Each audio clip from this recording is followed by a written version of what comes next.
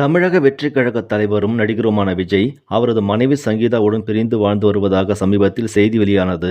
இந்த நிலையில் சங்கீதா விஜய்க்கு எதிராக விவாகரத்து கோரி செங்கல்பட்டு குடும்ப நல நீதிமன்றத்தில் மனு தாக்கல் செய்துள்ளார் என்ற தகவல் தற்போது வெளியாகி உள்ளது. இருவரும் 1999ஆம் ஆண்டு திருமணம் செய்து கொண்டனர்.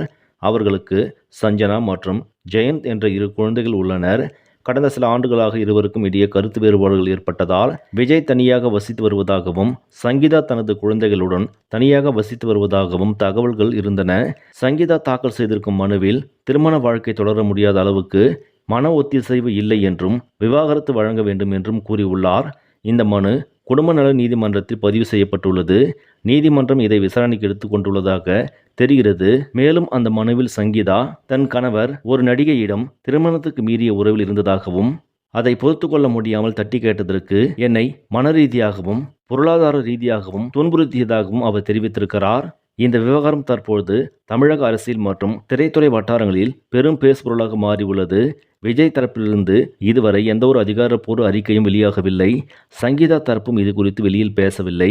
நீதிமன்ற விசாரணை தொடங்கிய பிறகுதான் மேலும் விவரங்கள் வெளிவரும் என்று எதிர்பார்க்கப்படுகிறது. தமிழ் சினிமாவில் உச்ச நடிகராக இருக்கும் விஜய் தற்போது அரசியலில் முழு கவனம் செலுத்தி தமிழக மக்களிடையே நல்ல வரவேற்பு பெற்று வருகிறார்.